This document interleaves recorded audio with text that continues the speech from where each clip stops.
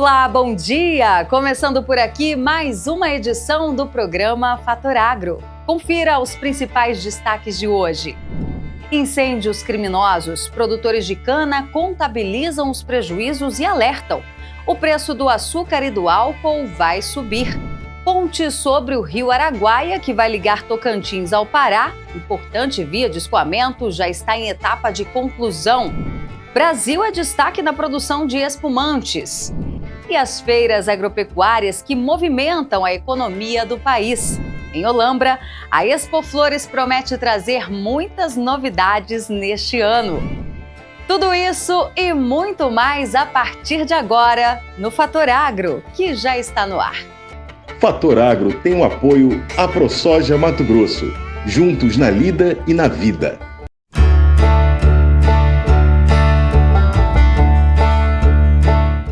E a gente já abre esta edição destacando a produção de suínos no Brasil. Uma carne tão saborosa que pode ser servida de diversas formas e não é difícil entender por que ela é tão consumida no Brasil e em outros países. Reportagem de Alan Pitts. O consumo de carne suína está crescendo cada vez mais em nosso país, ultrapassando inclusive a carne de boi e a de frango. Ao longo do tempo, a carne suína tem reforçado sua popularidade e, além de agradar o paladar, ainda tem um precinho mais em conta, acessível a todos. O porco brasileiro é um verdadeiro sucesso. Nosso rebanho é considerado um dos mais saudáveis do mundo e a eficiência de nossos produtores tem aproximado cada vez mais a carne suína do consumidor final. Por ano, são abatidas cerca de 57 milhões de cabeças. E o consumo por pessoa também aumentou. Ultrapassamos 20 quilos por ano. Mas como funciona o ciclo de produção? E o que tem de tão especial na nossa boa e velha carne de porco? Os 3 estados do sul são os maiores produtores, somados aí Santa Catarina, que é o principal, seguida de Paraná e Rio Grande do Sul. Os 3 estados somados, eles detêm quase 70% da produção. E os outros grandes produtores são os estados da região centro-oeste e sudeste do Brasil. O rebanho brasileiro de suínos é considerado um dos melhores do mundo em termos de sanidade. Nós temos tecnologias que não devem nada às principais suinoculturas do mundo. O Brasil é um dos países onde tem um dos melhores produtividades e um dos melhores custos de produção também. Existe um cuidado muito grande em toda a cadeia com relação a essa questão sanitária, desde a produção, passando pela inspeção na indústria e também no varejo, né? Então, hoje a gente pode assegurar, né, com plena convicção, aí, que a carne suína brasileira é uma das mais saudáveis e mais seguras do mundo. Praticamente 20% da produção de carne suína do Brasil é exportada, o equivalente a pouco mais de 1 milhão de toneladas por ano. Nosso porco viaja pelo mundo inteiro, começando pelos países vizinhos, como Chile, Argentina e Uruguai, e vai mais longe, chegando ao mercado asiático, em países como China, Filipinas, Singapura e Vietnã. No total, o Brasil exporta carne suína de qualidade para mais de 70 países. Extremamente saboroso, nutritivo e presente em todos os supermercados por um precinho bem camarada. O porco é tão apreciado em nosso país que existem até restaurantes especializados, onde ele pode reinar absoluto. E nós, é claro, saímos em busca de um desses lugares mágicos e viemos parar aqui, no Porco Amigo Bar, no Rio de Janeiro. Um restaurante onde o porco aparece no nome, no símbolo e em todo o cardápio. O pessoal chamou a gente louco, né, no Rio de Janeiro, mar, né? Todo mundo saudável. Abriu uma casa de porco, sendo que a gente é a primeira casa de porco há 6 anos atrás, né, que a gente abriu aqui. Então foi uma decisão numa conversa de bar, né, mas que se tornou super assertiva, correta, né? Que a gente abriu. A gente tem alguns carros-chefes aqui na casa, né? O primeiro é o Medida Certa, que é um torresmo com bastante carne pururuca, que a gente chama de torresmo mineiro, né? A gente tem o bolinho de costela, que demora 3 dias para ficar pronto, sai mais de 2.000 unidades no mês. A gente tem um que é campeão também, o pessoal, no primeiro momento, abre um pouco o olho, pergunta, mas como assim? Que é o nosso carpaccio de porco, que é um porco que a gente bota numa salmoura, né? Deixa curando isso 2 dias, e a gente serve como carpaccio mesmo, no prato, pãozinho, azeite, mel. Então, esses 3 são os campeões de venda aqui no Porco Amigo. Venham conhecer o Porco Amigo, venham experimentar a carne suína. Carne suína é uma delícia, tem todos os cortes, tem cortes mais saudáveis, tem cortes que são mais, tem mais sabor, que a carne é a nossa medida certa, né? Que é a barriga pururucada. Então venham conhecer, porque é um mundo assim incrível. O filé mignon, por exemplo, de suíno, ele pode ser utilizado em substituição ao filé bovino para fazer estrogonofe, fazer picadinho, né? Qualquer prato aí com muito mais barato e mantendo um sabor diferenciado, né? A costelinha no churrasco, né? Quem não gosta do churrasco com costelinha de suíno, né? A própria barriga do suíno, né? Que a gente chama, muitas vezes em alguns lugares a gente faz a famosa panceta ou porqueta, e também é a matéria-prima do bacon, a barriga do suíno, né? Então, cada corte aí, cada parte do suíno tem sua destinação e sua característica própria e inigualável, né?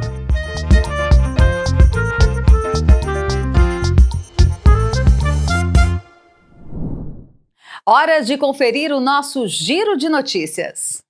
O ministro da Agricultura e Pecuária, Carlos Fávaro, anunciou que nos próximos dias terá início um programa de financiamento internacional para a recuperação de pastagens degradadas, com juros mais favoráveis. De acordo com ele, a medida vai contribuir para a revitalização de aproximadamente 4 milhões de hectares por ano, com calagem, fosfato e cloreto de potássio. O ministro lembrou que, no âmbito da meta de recuperar 40 milhões de hectares de pastagens, já haviam sido disponibilizados no presente Plano Safra e no anterior 2 bilhões de reais, com juros de 7% ao ano, 2% de carência e 10% para a amortização.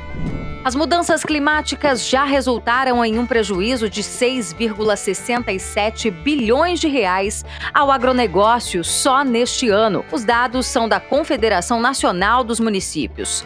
Para o levantamento foram considerados extremos como chuva no Rio Grande do Sul e a seca na região norte. O impacto na agricultura do estado gaúcho foi de 4,9 bilhões de reais e na pecuária de 514,8 milhões. Já na agricultura da região norte, o prejuízo foi de 1,1 bilhão de reais e na pecuária, 155,3 milhões de reais. Um relatório estima que as enchentes provoquem uma recessão de 3,5% no agro nacional. O Rio Grande do Sul é o maior produtor de arroz do país, além de ser também um dos maiores produtores nacionais de soja, trigo e carnes. Já a região norte sofreu uma forte seca no final do ano passado, considerada a pior crise hídrica dos últimos 43 anos. A seca na região norte resultou na quebra de safra quando há uma grande frustração do que estava previsto na produtividade de uma cultura. A extensão da estiagem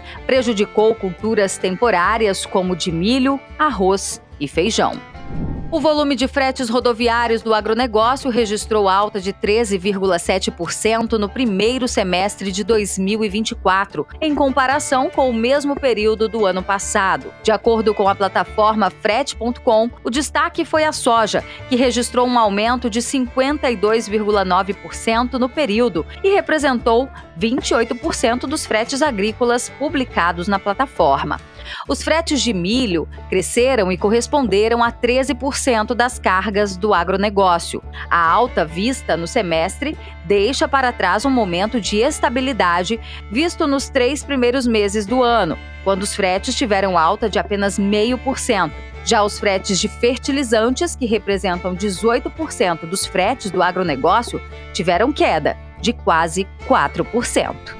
E o principal eixo de escoamento da produção agropecuária do Tocantins e do Pará, a BR-153, vai ser reforçado, o que deve contribuir para o transporte de cargas entre os dois estados. O Departamento Nacional de Infraestrutura de Transportes, o DENIT, é responsável pela construção. A estrutura tem ao todo 1,7 quilômetros de extensão sobre o Rio Araguaia, ligando os municípios de Xambioá, no Pará, e São Geraldo do Araguaia, no Tocantins. O empreendimento está previsto no PAC, Programa de Aceleração do Crescimento, com um investimento de 233 milhões de reais. As obras estão 99% concluídas, restando apenas os serviços de pavimentação asfáltica, sinalização viária, iluminação e a laje de transição para os aterros dos acessos a ela. A previsão é de que a obra esteja concluída no fim do mês de setembro deste ano e a liberação para o tráfego no mês de novembro, através da rampa de acesso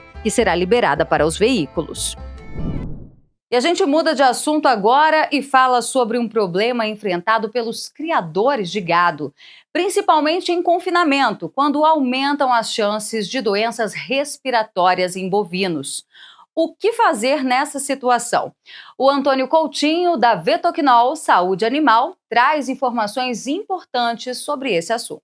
Bom dia, Berenice, é um prazer, poder falar novamente e falar de um tema tão importante, A doença respiratória, principalmente nessa época do ano, ela é um fator em bovinos bastante preocupante, porque ela acaba tendo um fator bastante impactante, principalmente porque os animais, eles nessa época normalmente, parte dos animais eles ficam confinados e aí pelo fato de estarem confinados, pelo fato de normalmente essa época você ter uma incidência muito baixa de chuva, a dispersão de vírus e bactérias ela é muito maior. Então, e a facilidade de contaminação de um animal para o outro também aumenta. Então, são dois fatores aí.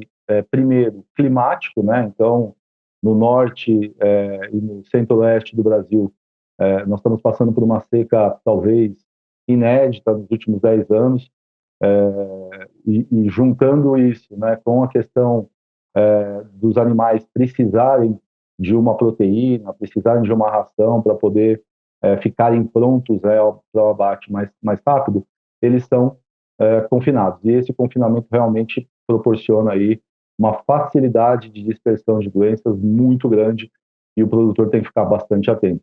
De corte, sendo preparados para um abate e necessitando uma eficiência muito grande daquele alimento que esse animal consome, é muito importante que esse produto seja de alta qualidade, um laboratório respeitado, que logicamente tenha credibilidade e siga aí todos os preceitos do Ministério da Agricultura e etc., e que realmente funcione rapidamente. Isso vale também para a pecuária leiteira, mas principalmente a pecuária de corte, que é o momento onde esses animais recebem uma alimentação mais intensa de grãos, normalmente uma ração, e ele precisa ganhar peso mais rapidamente para poder chegar aí em setembro, outubro e ir para o abate, atingir o peso para ir para o abate.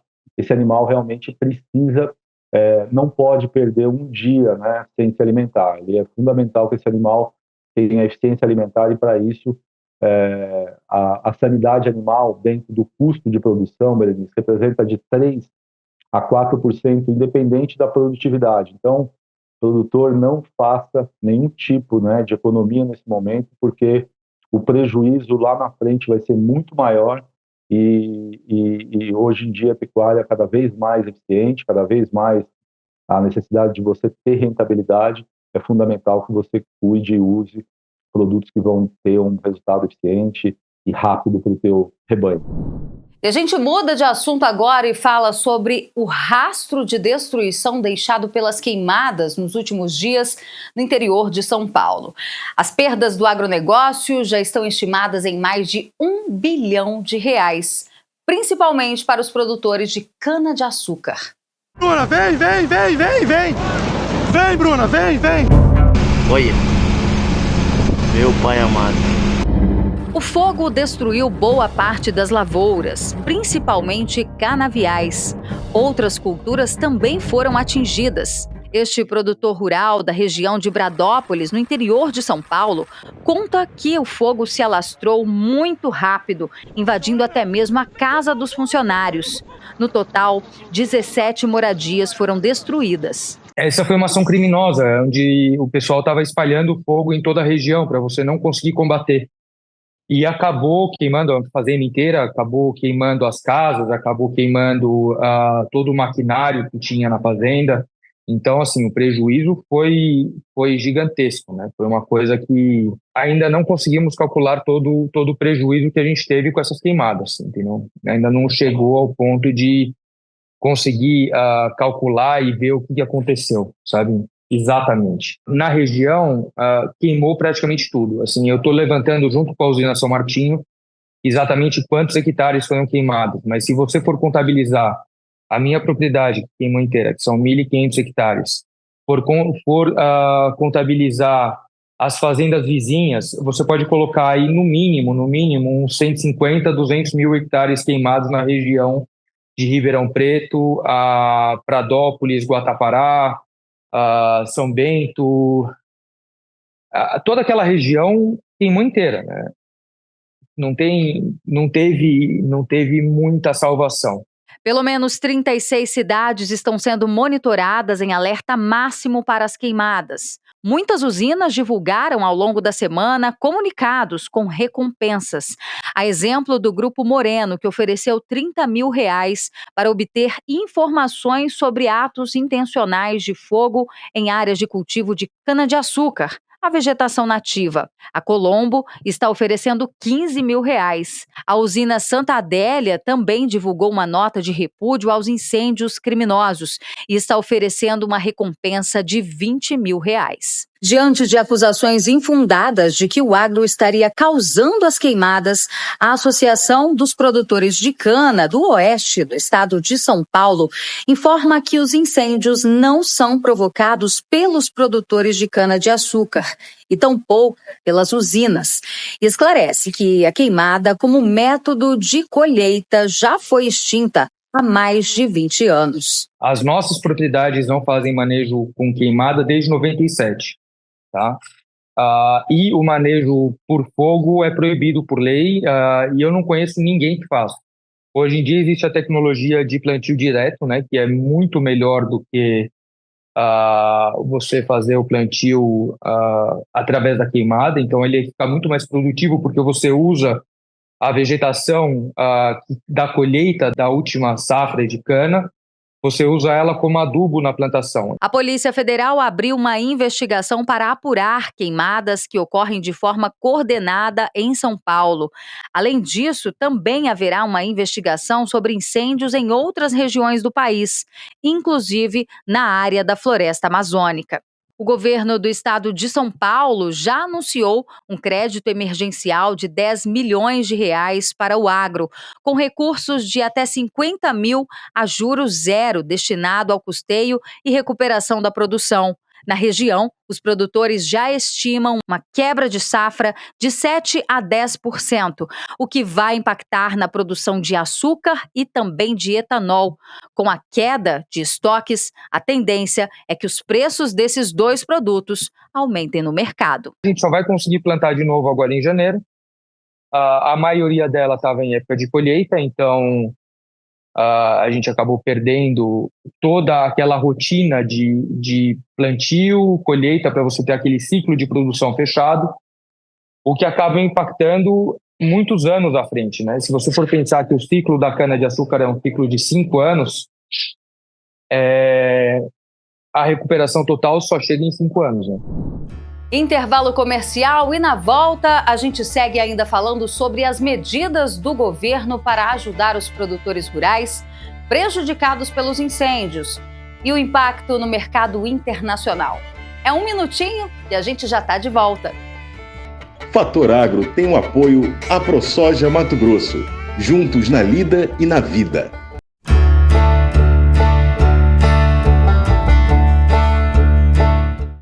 Fator Agro tem o apoio AproSoja Mato Grosso, juntos na lida e na vida.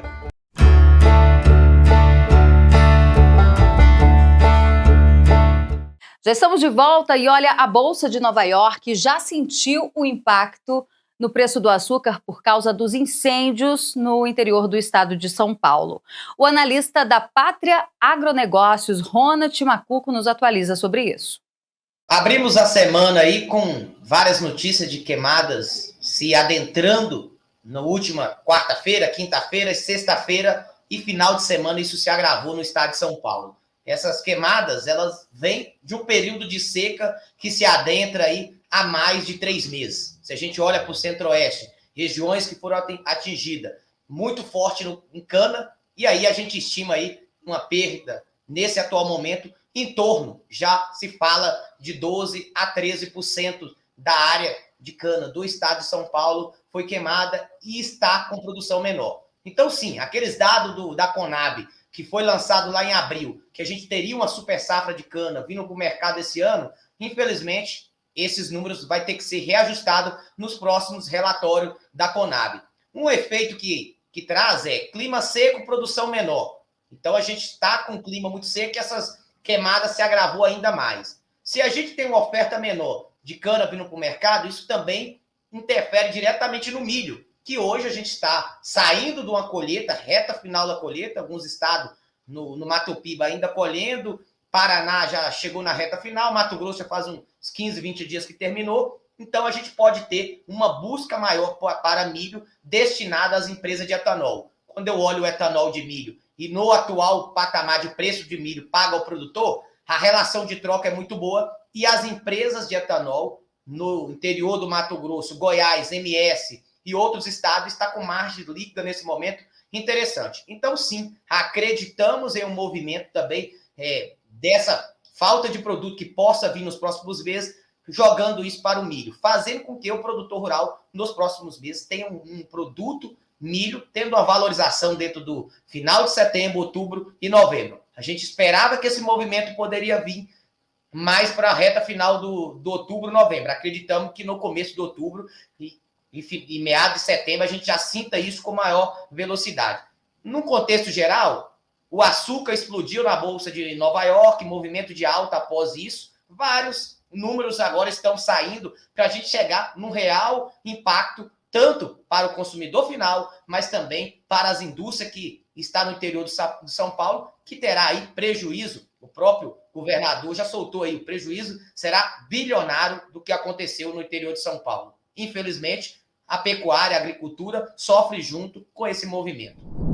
E para garantir que novos incêndios não tomem a proporção que chegou nos últimos dias, o Supremo Tribunal Federal entrou no caso e exigiu o maior efetivo possível de forças policiais para trabalhar no combate às queimadas. Todos os detalhes na reportagem.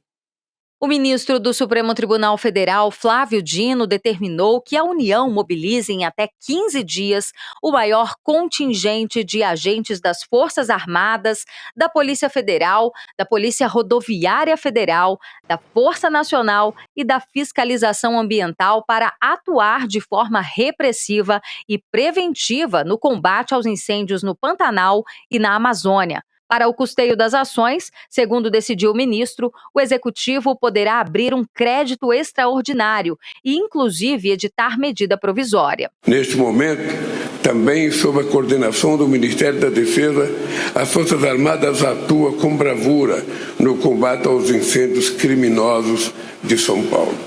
A ação conta com 600 homens, com 600 militares no combate às queimadas, além de 2 helicópteros da Marinha e 3 do Exército, e mais aeronaves multimissão KC-390 Milênio da Força Aérea Brasileira.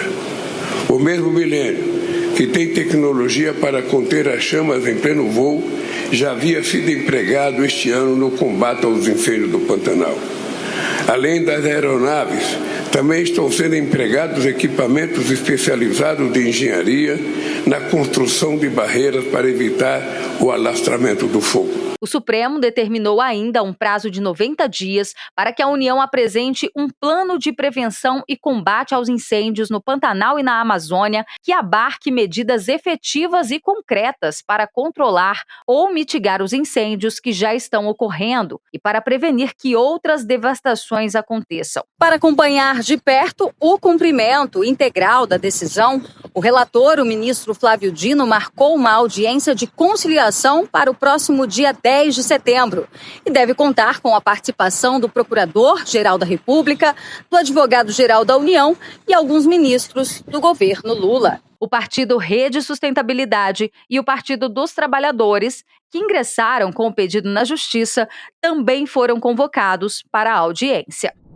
Hora de fazer mais um giro de notícias. A Companhia Nacional de Abastecimento, CONAB, anunciou o lançamento do Balcão Digital, um novo serviço que promete facilitar o acesso dos pequenos criadores aos estoques públicos de milho.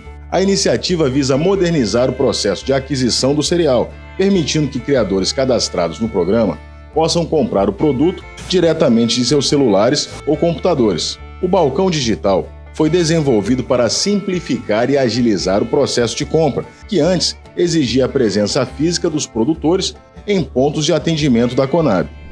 E a balança comercial brasileira encerrou a quarta semana de agosto de 2024 com um superávit de 413 milhões de dólares, segundo dados divulgados pela Secretaria de Comércio Exterior.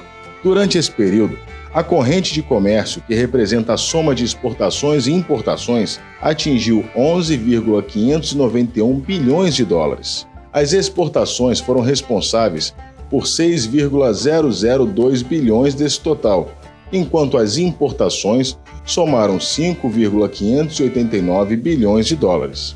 No acumulado do ano até o final de agosto, o Brasil exportou um total de 221,109 bilhões de dólares e importou 167,49 bilhões de dólares, resultando em um superávit comercial de 54,06 bilhões. A corrente de comércio, que reflete a atividade econômica do país no mercado global, chegou a impressionantes 388,158 bilhões de dólares.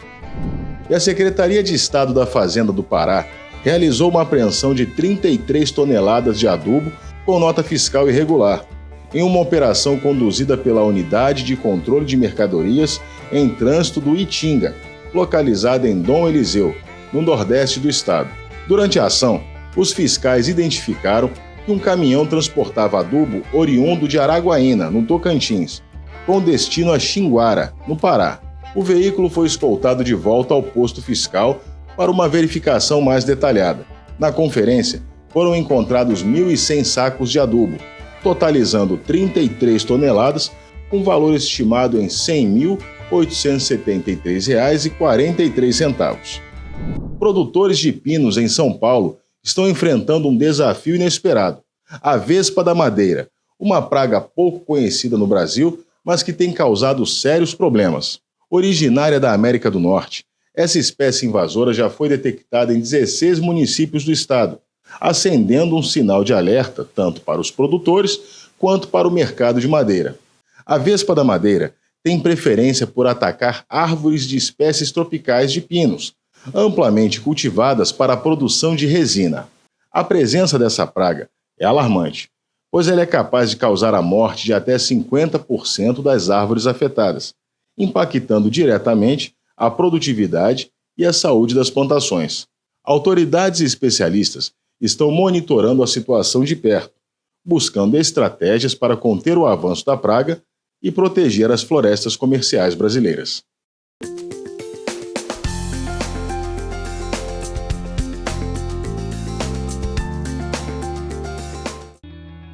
O clima em grande parte do Brasil será quente e seco, com chuvas abaixo do normal. Temperaturas em elevação, que ultrapassam facilmente a casa dos 35 graus. Na região centro-oeste, a temperatura chega a 40 graus e a onda de calor deve continuar por toda a primeira quinzena de setembro. Além das altas temperaturas, o ar seco ganha intensidade. Entre o sul do Mato Grosso até o oeste do interior paulista, A umidade relativa do ar está em nível de emergência, abaixo de 12%. Teremos chuvas apenas no centro-norte do Amazonas, Roraima, Acre, norte do Espírito Santo, centro-oeste da Bahia e Sergipe. Em Manaus, o predomínio é de sol, com temperaturas que variam entre 27 e 38 graus.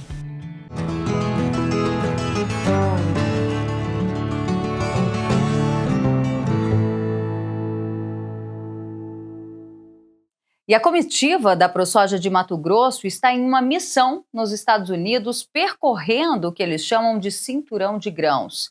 Vamos conferir o segundo episódio da série América, Clima e Mercado.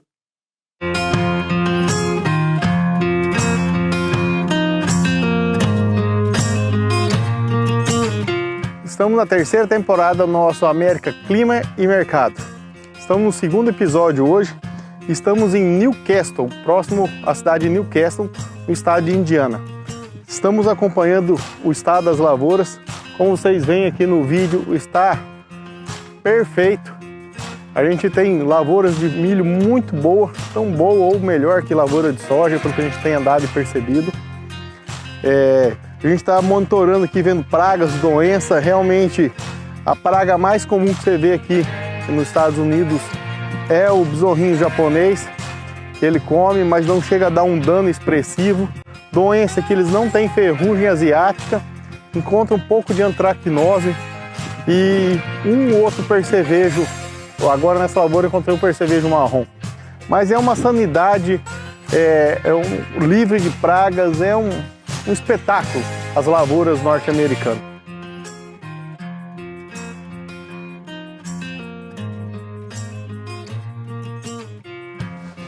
Então a gente vê um bom desenvolvimento, olha, bem galhada, bem ramificada, bastante vagens, bastante sanidade. Ainda estamos aqui em R5.3, né? Lá no Mato Grosso a gente estaria fazendo mais uma de fungicida. Mas aqui, aí ó, 4 gramas a vagem, muito boa. Continuando a nossa viagem, adentramos ao sul de Illinois, ao sudeste de Illinois, né? Entramos pelo sul e estamos atravessando ao sudeste. Lembrando que Illinois plantou na última safra 4,5 milhões de hectares de milho, com a produção média de 208 sacas. E plantou 4.188.000 hectares de soja, com a produção média de 70 sacas. Então, esse ano estão muito melhores a lavoura do que em relação ao ano passado. Essa produção deve aumentar e muito ainda, amigos. E olha só a curiosidade que nós temos aqui, um poço de petróleo. Encontramos um prestador de serviço aqui e falou que essa região produz petróleo há mais de 100 anos. Esse produtor tem 3 postos de petróleo, onde que produz de 4 a 6 barris por dia de petróleo, recebendo $80 o barril de petróleo. Só que essa produção não é inteira do produtor. Uma parte fica com a empresa exploradora, que é a Exxon, que explora aqui. Mas para vocês verem, o produtor planta soja, milho e tem postos de petróleo dentro da sua propriedade. E a região com 100 anos de exploração e ainda não acabou o petróleo. Que riquíssimo essa região. Então, produtores, além de uma safra boa, eles ainda têm essa segunda receita. Illinois, que é um dos grandes centros produtores de grãos dos Estados Unidos, Illinois e Iowa, são uma região muito rica e muito produtora. Vamos fazer mais um intervalo comercial e olha, na volta tem uma reportagem especial sobre espumantes, tá imperdível. Não saia daí, o Fator Agro volta já. Fator Agro tem o apoio à ProSoja Mato Grosso, juntos na lida e na vida.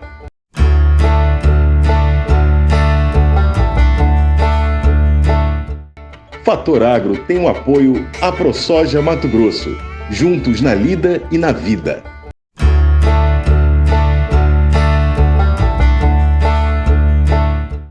Já estamos de volta e é hora de destacar os produtos brasileiros que estão desbancando os importados.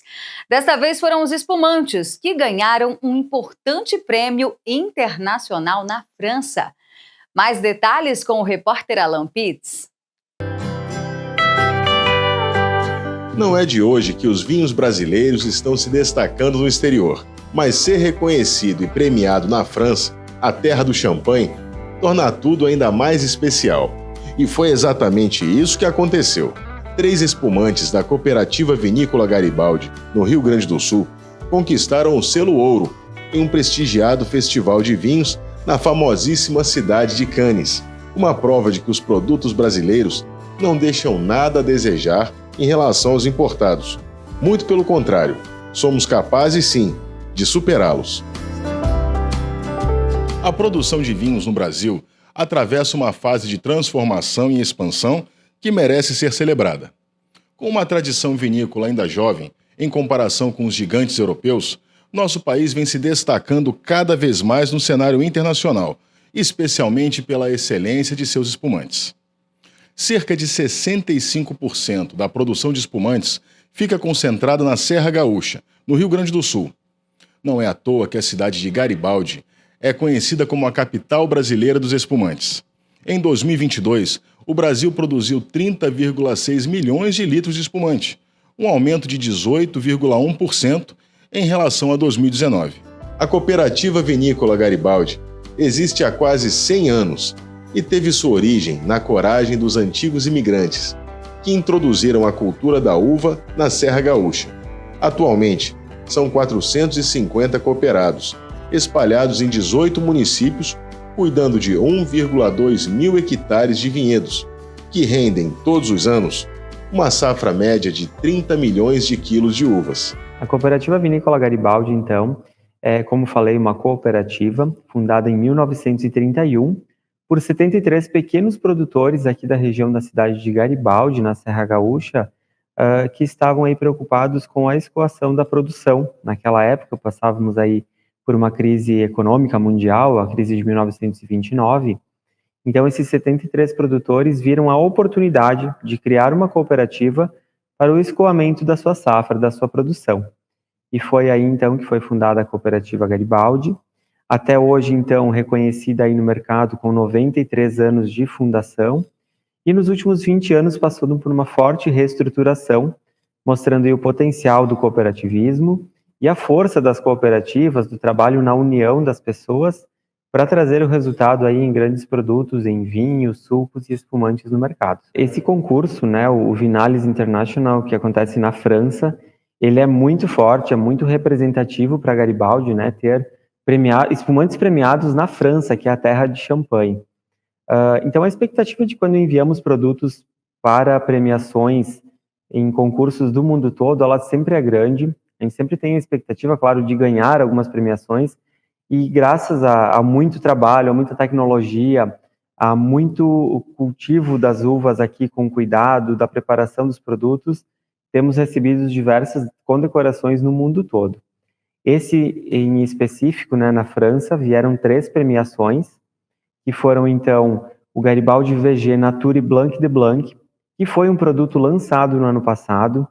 O Blanc de Blanc é um espumante produzido pelo método Charmat Longo, onde a segunda fermentação do produto ela ocorre dentro dos tanques, né, das autoclaves, e passando aí por 12 meses da segunda fermentação, deixando um produto bem maduro, bem leve, gastronômico, assim, perfeito para acompanhar uma boa refeição. O outro produto que foi premiado também foi o nosso Garibaldi VG Vionnaire. Vionnaire é uma variedade de uva que não é tão comum no Brasil ainda, né? É uma variedade francesa e que vem tomando forma agora em alguns vinhos tranquilos, e a Garibaldi trouxe como um espumante. O terceiro produto da premiação desse concurso foi o Garibaldi Pinot Noir, que é um espumante aí feito 100% de uva Pinot Noir, um espumante rosé, e que traz uma característica muito bacana aí em aromas com frutas vermelhas, um pouquinho de citricidade também, todos eles mostrando essa tropicalidade que é o nosso país, que é o Brasil, aí um país tão grande, mas que mostra o potencial que tem principalmente para cultivo de uvas brancas e produção e elaboração de espumantes aqui na Serra Gaúcha. Os espumantes estão associados a momentos de alegria e felicidade. Eles são praticamente indispensáveis no Réveillon, por exemplo, para celebrar a chegada do Ano Novo.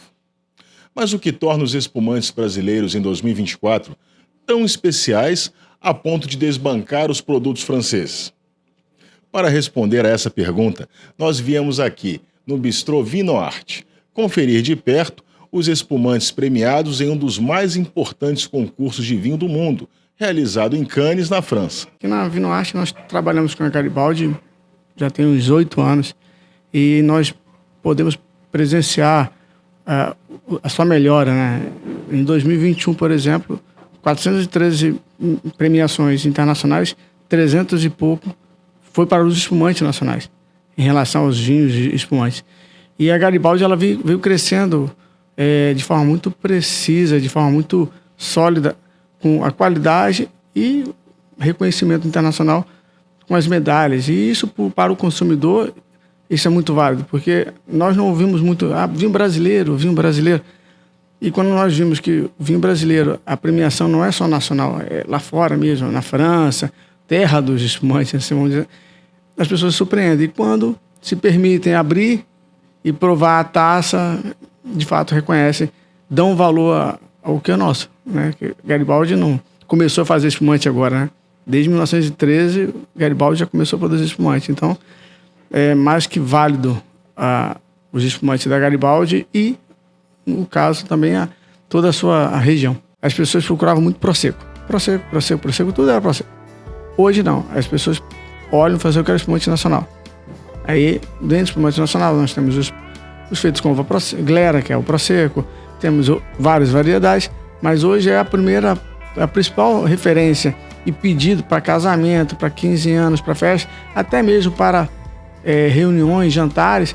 O espumante brasileiro, ele está à mesa, ele está sendo pedido, solicitado e por um público diverso, desde de quem começou agora no mundo do vinho até quem já tem uma litragem, já tem um movimento, já tem um caminho no vinho. O espumante nacional, ele tem uma boa procura. Hora de falar sobre o maior festival de flores da América Latina, que acontece em Olambra, no interior de São Paulo. Eu estou falando da Expoflora, que promete trazer muitas novidades este ano, e a gente vai descobrir agora com as organizadoras do evento. Bom dia, meninas! Bom dia, Berenice. Bom dia a todos que nos assistem no Fator Agro. Meu nome é Monique. O meu é Magali. Nós somos da comissão organizadora da Expoflora.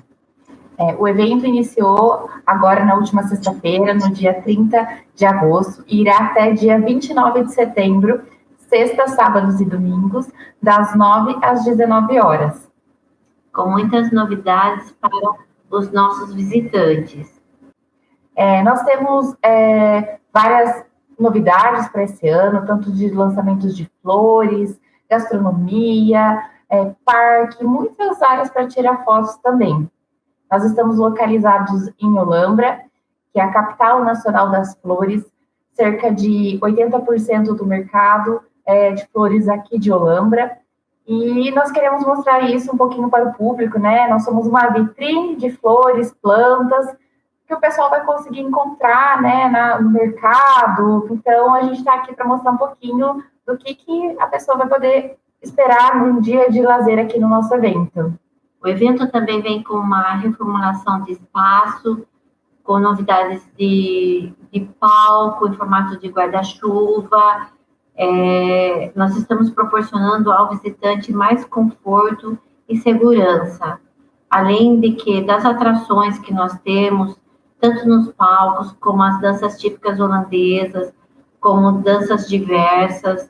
Também temos a chuva de pétalas, a parada das flores, a exposição de arranjos florais, a mostra de paisagismo que está maravilhosa, está sendo um sucesso.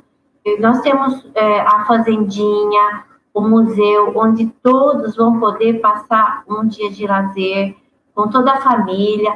Também temos um parque de diversão com muitos brinquedos para todas as idades. Então, não é só a criança. O adulto também vai poder brincar e se divertir muito. São cerca de 5.000 variedades de flores e plantas, né, que o pessoal consegue encontrar aqui no recinto, sendo que a gente começa esse trabalho com muito tempo de antecedência, fazendo projeto, plantando, para poder chegar aqui no dia e a pessoa realmente conseguir que os olhos brilhem, né, e mostrem isso para a família, muitas fotos, né, são muitos ambientes instagramáveis aqui, para o pessoal levar sempre uma recordação. Sim, e também, além dos jardins que nós temos aqui, a mostra de paisagismo, a exposição de anúncios florais, o shopping das flores, que pode ser levado, você comprar as flores que você vê em todos os locais do evento Expoflora, você pode comprar e levar para a tua casa. Também tem um passeio do Magic Garden Olambra, onde os visitantes poderão caminhar entre campos de flores. Então, o visitante tem muito o que fazer durante todo o dia aqui no evento Expoflora. Cheguem cedo, né? O evento abre às 9 horas, então cheguem para aproveitar o dia com mais calma e curtir bastante as atrações, né? Poder ver tudo com muito detalhe e também vir com a família para ter um momento especial. É isso que a gente preza aqui no evento, é que é um evento para a tua família, né? É um momento para você tirar e não pensar em outros problemas e curtir isso realmente, né? A gente tem a gastronomia, que é muito forte, né?